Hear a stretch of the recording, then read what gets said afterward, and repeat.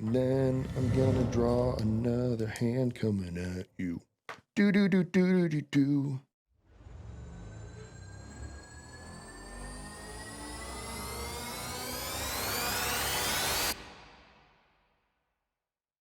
Drawing contour lines. This is fun for me. We're gonna make a happy little fist here. It's part of the story. We want to put it in the foreground. So we have this happy little fist. So I'm gonna continue to color this in. I'm no longer gonna talk in a sensual, condescending voice.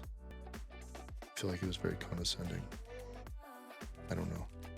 Maybe I don't know what condescending means. So we're gonna work a little bit more on the darks here.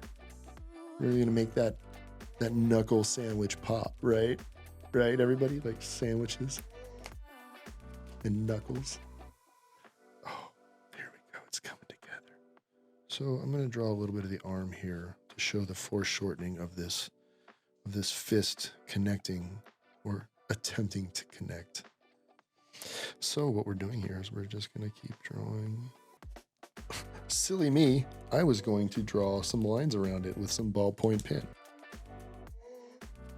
because it's easier to see than using any other tool right now in my arsenal. A lot of my illustrations are done with really strong, thin tech lines from like Micron or Pentel.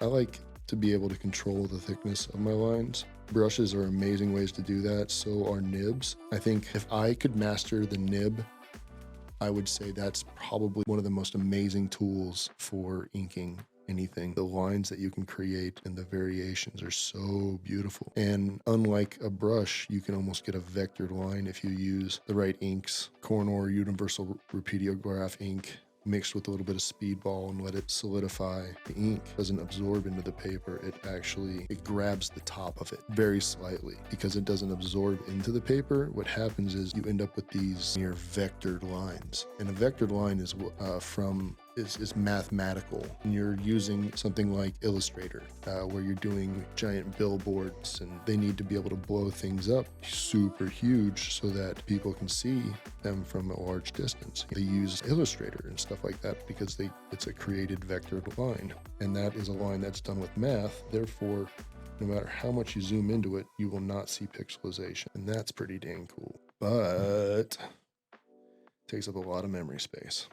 But the outcome is really neat. So what I'm doing here is I'm adding some contour lines like I like to do. When I was in college, I didn't even know what they were called. And I kept asking my program chair, what is this line called again? What is that called again? It's like contour line. I finally learned it. It only took 6-7 years. So I don't know. So what we have here is a nice little fisticuff coming your way. Working monochromatic. Working just the blues. I hope your favorite color is blue, Charlie Bronson.